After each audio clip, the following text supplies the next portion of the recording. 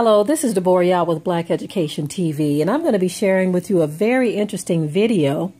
In the video, it's the French President Macron. It basically talks about how he didn't expect the Ghanaian President, Nana Akufo-Addo. I don't know if I pronounced their names correctly, but it's close enough. But it's basically the French president looking in awe as the Ghanaian president basically tells him where to get off in all Western nations. And what he goes on to talk about is, he says, look, the resources here in Africa are very rich. Our land is very rich. We have everything we need to support ourselves. And no longer do we need assistance or aid from you because it hasn't benefited us at all, you see. And he's telling them, he said, you go take care of what's going on in France and we'll take care of what's going on here in Africa. Now, he did all of this stuff in a very mature, professional way. And he said that for the most part, the European nations are fairly new to the world, but they've dominated long enough. And that is they no longer want their aid because there's always strings attached. I'm not going to tell the whole thing. He told it so much better than I could because he's there in Africa and he sees what's happened. We all see what's happened worldwide, but from his standpoint, he's saying, look, enough is enough. And what I found interesting, and I had to applaud the brother, he said at the end, when the French president tried to come and speak and give some dialogue, he basically cut him off and said, you know what, it's time for me to go eat. We don't need to hear anything else from you.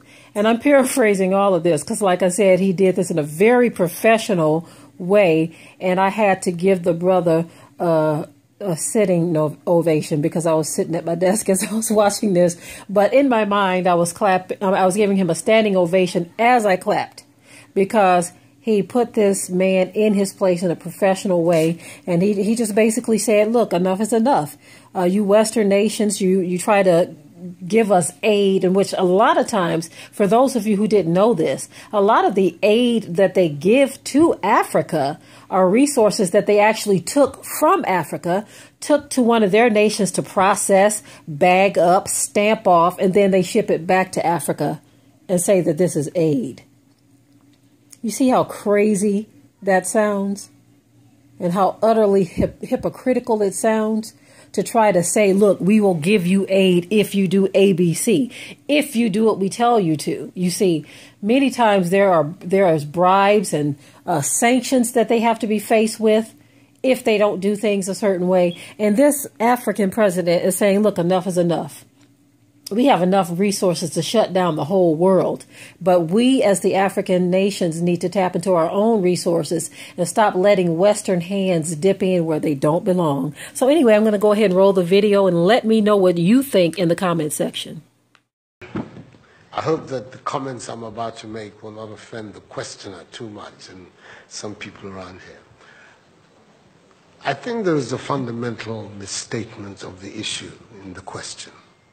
We can no longer continue to make policy for ourselves, in our country, in our region, in our continent, on the basis of whatever support the Western world or France or the European Union can give us. It will not work. It has not worked, and it will not work. Our responsibility is to charter a path which is about how we can develop our nations ourselves. It is not right for a country like Ghana, 60 years after independence, to still have its health and education budgets being financed on the basis of the generosity and charity of European taxpayers. By now, we should be able to finance our basic needs ourselves. And if we are going to look at the next 60 years as a period of transition, a period whereby we can stand on our own feet, our perspective has not to be what the French taxpayer decides to do with whatever surpluses that they have in France. They're welcome. They are appreciated. Whatever interventions that the French taxpayer through their governments make to us are appreciated. We're not going to lick a gift horse in the mouth. But this continent, and with all that has happened, is still today the repository of at least 30% of the most important minerals of the world. It is a continent of vast, arable and fertile lands. It has the youngest population of any of the continents in the world. So it has the energy and the dynamism. We've seen it. These young men who are showing so much resilience and ingenuity in crossing the Sahara, finding ways to go across with rickety boats across the Mediterranean to really, those energies, we want to have those energies working inside our countries. And we're going to have those energies working in our countries if we begin to build systems that tell the young people of our country that their hopes, their opportunity are right here with us. Migration and the movement of people is being presented in a manner which suggests that somehow it's a new phenomenon. There's nothing new about it. It's as old as man, the movement of people. And it has always been linked to the same thing. The failure of where you are to provide you with an opportunity, so you move somewhere else. Those of you who are familiar with 19th century European history would know that the biggest wave of immigration in 19th century Europe, the latter part of it, came from Ireland and from Italy. Waves upon waves, generations of Italians and the Irish people left their countries to seek the American paradise, largely because Ireland was not working, Italy was not working. Today, you don't hear it. Italian young people are in Italy. Irish young people are in Ireland. We want young Africans to stay in Africa. And how are they? And it means that we have to get away from this mindset of dependence. This mindset about what can France do for us. France will do whatever it needs to do for its own sake. And when those coincide with ours, tant mieux, as the French people say. But our main responsibility as leaders, as citizens, is what we need to do to grow our own countries. What are the institutions that work that would allow us to have good governance, to have accountable governance, to make sure that the monies that are placed at the disposal of leaders are used for the interests of the state and not for those of the leaders, to have systems that allow for accountability, that allow for diversity, that allow for people to be able to express themselves and contribute to fashioning the public will and the public interest. Our concern should be with what do we need to do in this 21st century to move Africa away from being cap in hand and begging for aid, for charity, for handouts. The African continent, when you look at its resources, should be giving monies to other places. We have huge wealth on this continent, in our own country of Ghana. And we need to have a mindset that says, we can do it. Others have done it. We can also do it. And once we have that mindset, we will see it as a liberating factor for ourselves.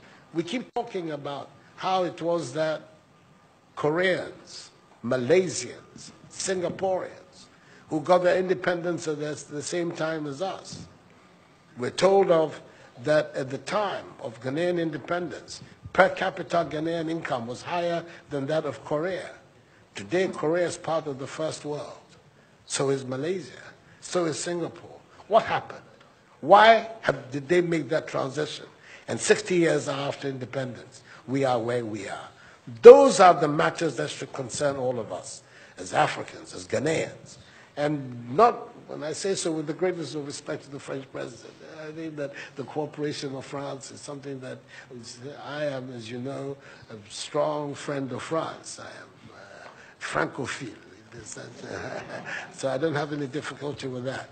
But I'm talking about our own propulsion, what we need to do to get our countries to work so that we can create the conditions that would allow our young people to forego this hazardous effort to get to Europe. They're not going there because they want to. They're going there because they don't believe they have any opportunities in our countries. So that should be our focus. And I believe that with that if we change that mindset of dependence, that mindset which is contingent on aid and charity, we would see that in the decades ahead of us, the full flowering of the African peoples would take place. And that new African personality that was talked about at the time of our independence will become real and imminent in our times. That's what I'm saying. I hope that I'm not upsetting the questioner or even some of my friends who are here. But these are my strongly held beliefs. And that is the reason why I've adopted as the slogan of my presidency, of my period of the Supreme Office of Ghana, that we want to build a Ghana beyond aid. A Ghana which is independent, which is self-sufficient, that is capable of standing on its own feet and building its own life. We can do it if we have the correct mindset to do so. Mr. President, those are my contributions.